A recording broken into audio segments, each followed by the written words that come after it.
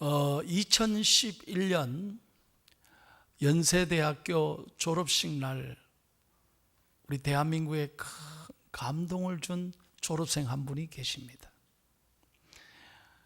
이 이야기가 전국으로 또 해외로 소개돼서 많은 분들이 감동을 받았습니다. 이 주인공의 이름은 신형진 씨입니다. 연세대학 호킹이라고 부름을 받았습니다. 9년 만에 졸업했습니다. 더욱 감동적인 건 어머니가 명예 졸업장을 받았습니다. 이 신형진 씨는 생후 7개월부터 척추성 근위축증으로 어릴 때부터 온몸의 근육이 평생을 거쳐서 마비되는 병이래요. 근육이 말라붙으니까 온몸의 뼈가 휘어져서 만성적인 통증을 앓다가 20대 되기 전에 다 죽는데요. 그런데 의사들의 도움과 어머니의 눈물의 정성의 뒷바라지로 이 신형진 씨가 9년 만에, 집이 개포동인데 연대까지 여러분 강을 건너야 되잖아요. 그 먼 길을 새벽에 일어나서 이 아들을 안고 버스에 태워가지고 그리고 학교에 데려다 주고요, 업고 교실에 앉히고, 그리고 엄마가 복도에서 수업 마칠 때까지 서서 기다리다가 그리고 아들을 안고 다시 집으로 와서 9년간 뒷바라지를 한 거예요. 저녁이면 밤이 되면 이 아들이 안구 마우스가 달린 컴퓨터로 새벽 2시까지 누워서 공부를 한 거예요. 나는 죽어도 공부해서 졸업장을 딴다. 그 꿈이 가슴에 있었던 거예요. 그래서 이 신형진 씨는 장차 한국을 빛낼 미래의 프로그램으로 자기 가슴이 뛰고 꿈을 가졌기 때문에 어떤 어려움에도 절망하거나 좌절하지 않고 열심히 공부해서 영광의 졸업장을 수여받게 된 거예요. 그분의 한 말을 제가 지금도 기억합니다. 여러분, 저는 제 가슴이 뜁니다. 가슴이 뜁니다. 오늘 설교 제목 한번 다 같이 한번 읽겠습니다. 시작. 주님. 참 여러분은 아무렇지도 않게 읽네요. 좀 멋있게 한번 따라해 보세요. 주님, 제 가슴이 뜁니다. 아멘.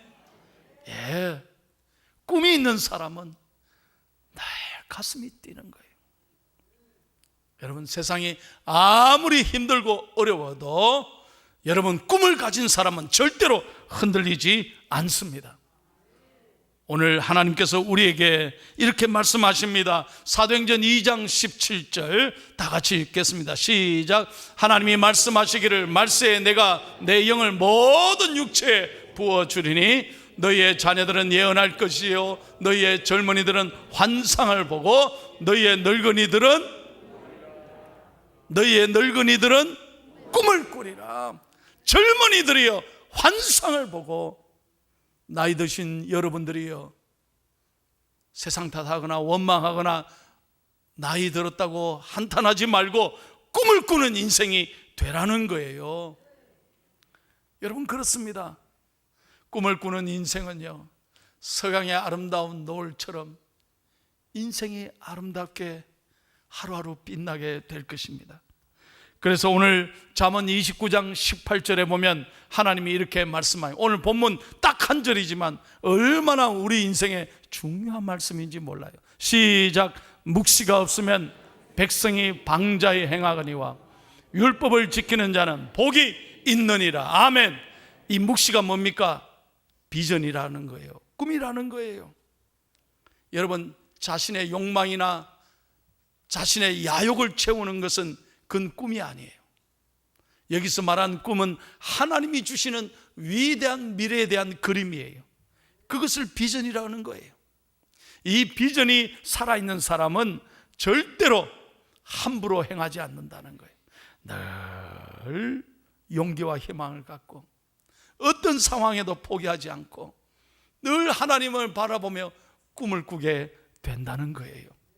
그럴 때 그 인생이 아름다운 인생이 아니겠어요? 여러분, 우리가 이렇게 매주 예배하면서 우리가 수많은 하나님 말씀을 듣는 이유가 어디에 있습니까? 예배는 하나님의 품에 안겨서 꿈을 꾸는 거예요.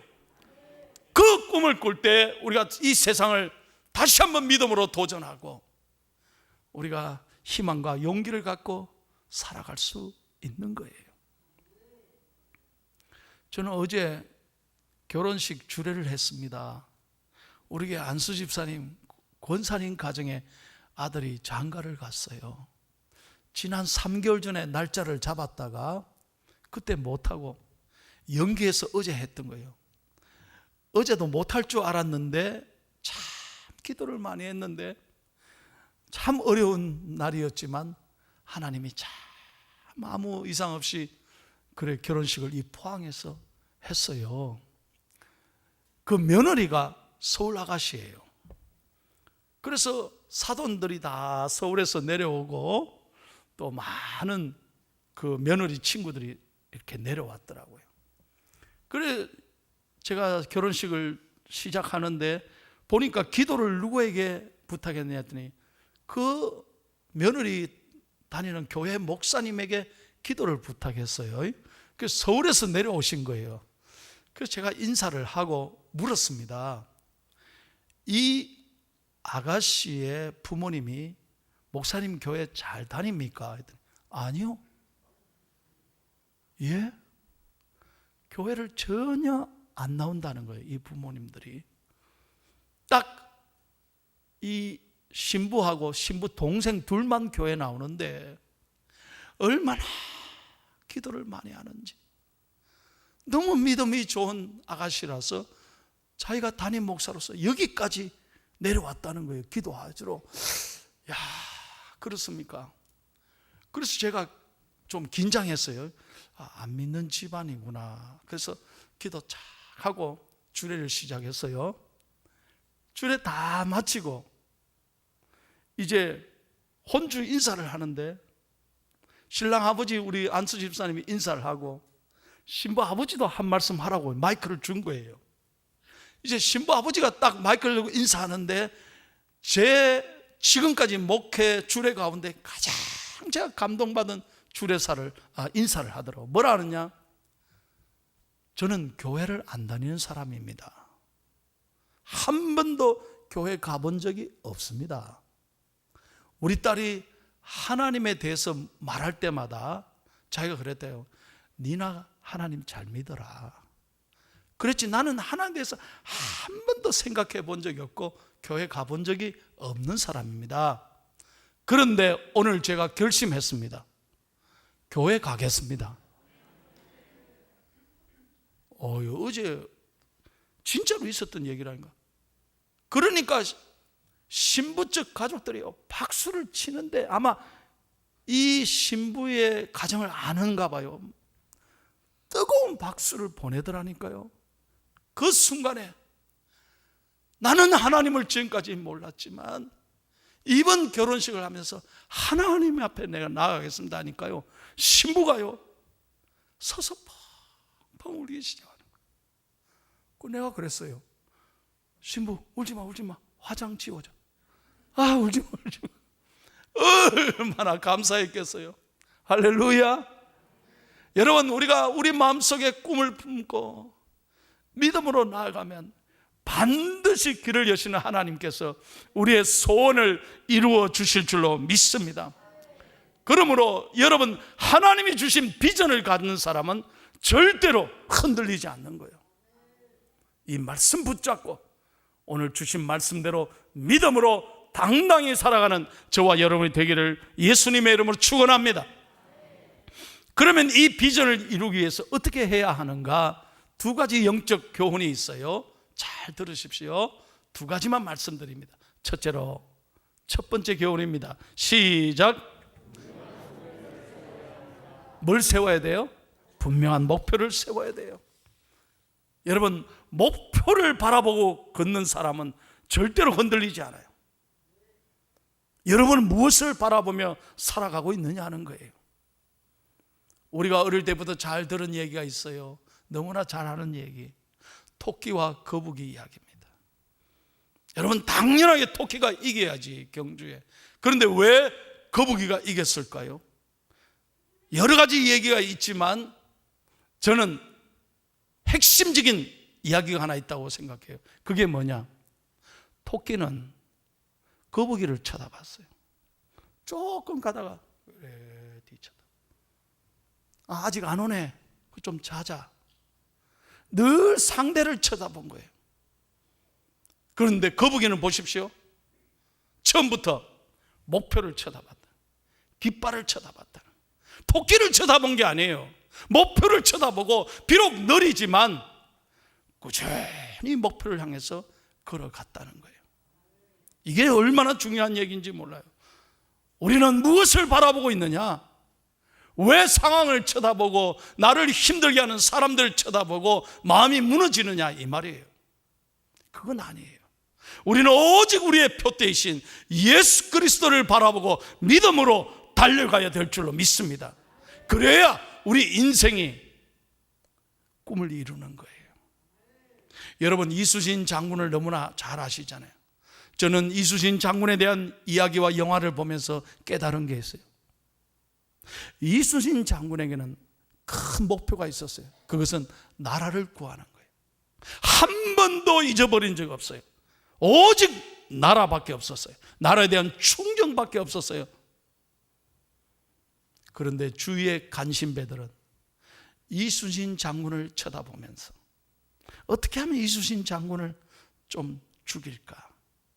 어떻게 하면 저 사람을 좀 출세 못하도록 막을까? 시기, 질투, 경쟁이 있었잖아요. 그런데 이수신 장군은 주위의 사람들을 본 게 아닙니다. 간신배들을 쳐다본 게 아닙니다. 오직 나라를 구하겠다는 일념 때문에 오늘의 우리나라가 있을 수 있었다는 거예요. 여러분, 창세기 4장에 나오는 가인과 아벨의 얘기를 잘 아십니다.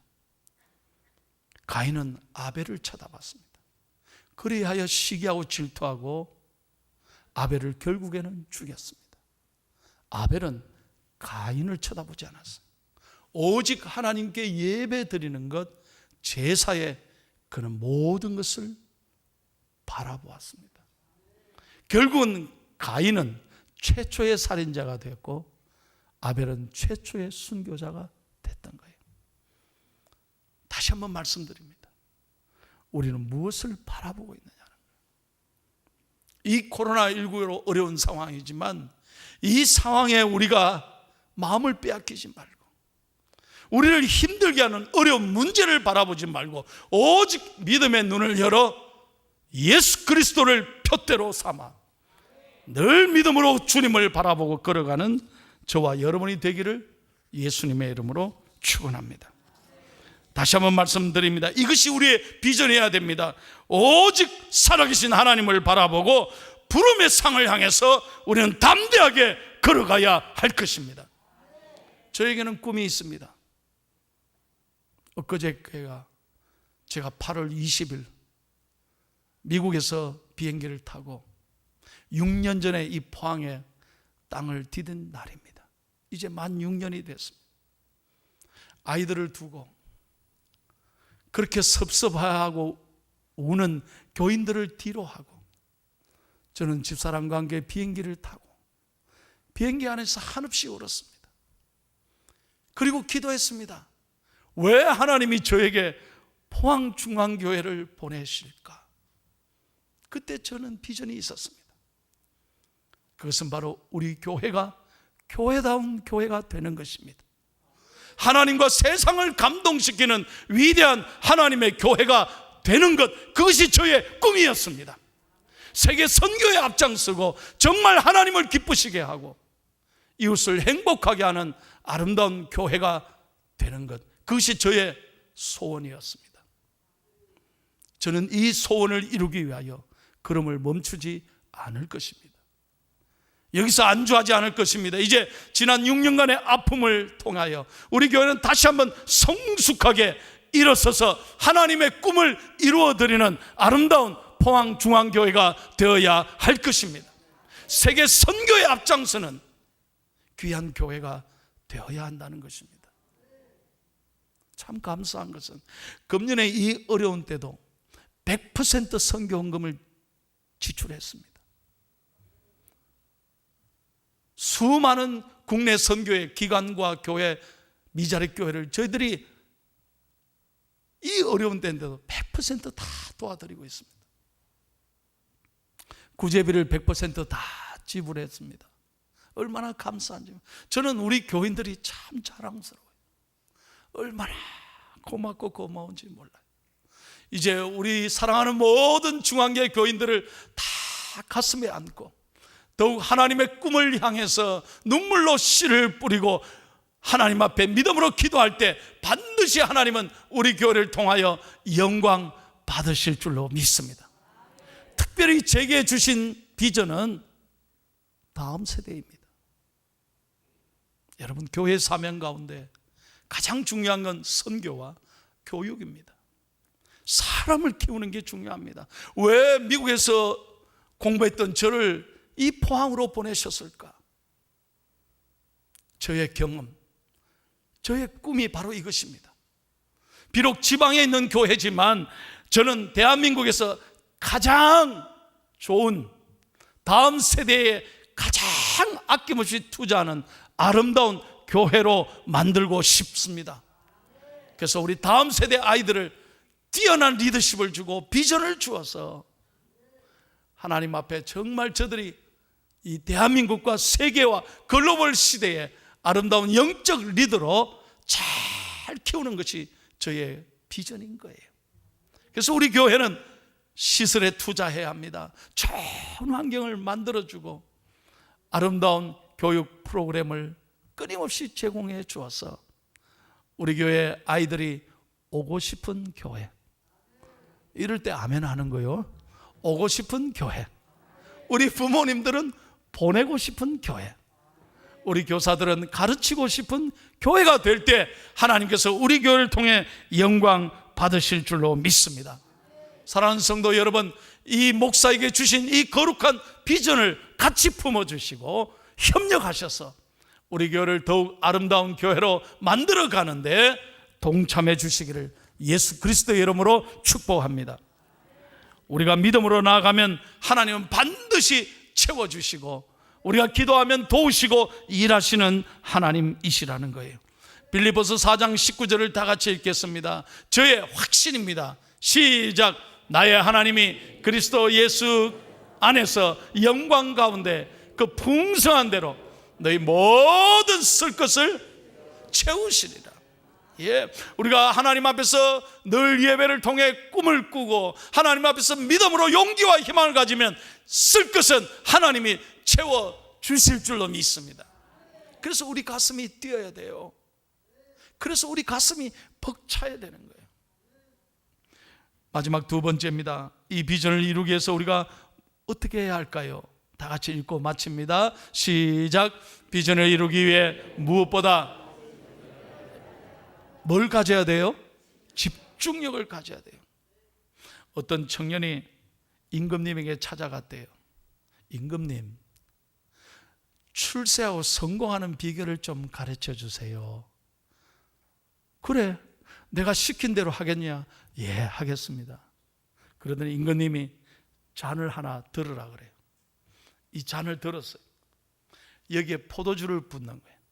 자, 부었어요. 임금님 부어줬어요. 자, 그러면 잔에 이걸 들고 이 궁을 나가서 시장을 한 바퀴 돌고 와라. 만약에 요 포도주가 한 방울이라도 땅에 떨어지면 너 단칼에 내가 죽일 줄 알아라. 그렇더래요. 그러니까 그때부터 예 해놓고 부들부들 떠는 거예요. 시장에 수많은 사람이 있는데도 그거 보이겠어요? 한 방울이라도 떨어지면 죽는 거예요. 뭔 소리를 해도 수많은 사람들이 얘기해도 오직 그의 관심은 이 포도주에 있어요. 한 방으로 떨어지면 죽는 거예요.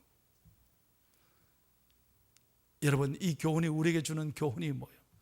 집중력이 성공의 비결인 거예요. 여러분, 요즘 성공하는 사람들의 스토리를 잘 보십시오. 집중하지 않고는 절대 성공하지 못해요. 제가 신문 기사를 보니 전부 다 그런 내용이에요. 여러분이 좋아하는 또르트 임영웅 씨 하루아침에 그렇게 영웅이 됐습니까? 예, 물어보소. 10수년 동안 무명의 시절을 보내고 영탁이 그냥 영탁이 된 게 아니에요. 예? 장민호가 그냥 장민호가 된 게 아니더라니까. 그 인고의 세월을, 무명의 세월, 차비도 없고 밥 한 그릇도 못 먹고 그렇게 배고픈 시절, 무대 한번 서기 위하여 그렇게 기다리고 그렇지만 꿈을 잊지 않고 자신의 꿈을 이루에 집중하니까 오늘의 스타가 그들이 되는 거예요. 사랑하는 여러분, 우리는 오직 예수 그리스도 앞에 집중해야 될 줄로 믿습니다. 지금 우리가 집중해야 될 것은 사람이 아닙니다. 상황이 아닙니다. 환경이 아닙니다. 예수 그리스도 앞에 집중하십시오. 주님 앞에 무릎을 꿇으라 이 말이에요. 주님 앞에 기도하시라 이 말이에요. 주님 앞에 나아갈 때 주님이 반드시 우리의 기도를 들으시고 길을 열어주시고 응답하실 줄로 믿습니다. 오늘 스가랴서 4장 6절을 읽고 마치겠습니다. 하나님의 말씀입니다. 시작. 만군의 여호와께서 말씀하시되 이는 힘으로 되지 아니하며 능력으로 되지 아니하고 오직 나의 영으로 되느니라. 그렇습니다. 내 힘으로 되는 게 아니에요. 내 머리로 되는 게 아니에요. 오직 성령으로 하나님이 도와주실 때 우리의 길이 열리는 줄로 믿습니다. 그러므로 우리는 하나님께 집중해야 돼요. 매사에 하나님 앞에 무릎 꿇으십시오. 하나님께 예배하십시오. 하나님의 말씀 앞에 나아가십시오. 하나님께 묻고 또 묻고 기도하고 하나님 앞에 엎드리십시오. 그럴 때 하나님께서 내 가슴에 감동을 주시고 꿈을 주시고 오늘도 이 하루를 시작하면서 우리는 오늘 뭐 하지? 오늘 어떻게 살지? 답답하고 낙심하는 것이 아니라 주님, 이 하루를 주셔서 감사합니다. 이 생명의 은총을 주셔서 감사합니다. 내가 살아있는 것이 너무너무 고맙고 감사합니다. 주여, 이 하루를 나를 동행해 주시고 나를 통해 영광 받으시옵소서. 그럴 때 우리의 가슴이 벅차게 되고 감동의 물결이 흘러넘치게 될 줄로 믿습니다. 사랑하는 포항중앙교회 성도 여러분, 내일 아침부터 고개 숙이고 다니지 마세요. 인상 쓰고 고개 숙이고 낙심하고 살아가지 마세요. 꿈을 꾸고 가슴이 뛰는 삶으로 용기와 희망을 가지고 멋지게 하루하루를 출발하고 이번 한 주간 승리하며 감사하는 아름다운 한 주간 되시기를 예수님의 이름으로 축원합니다.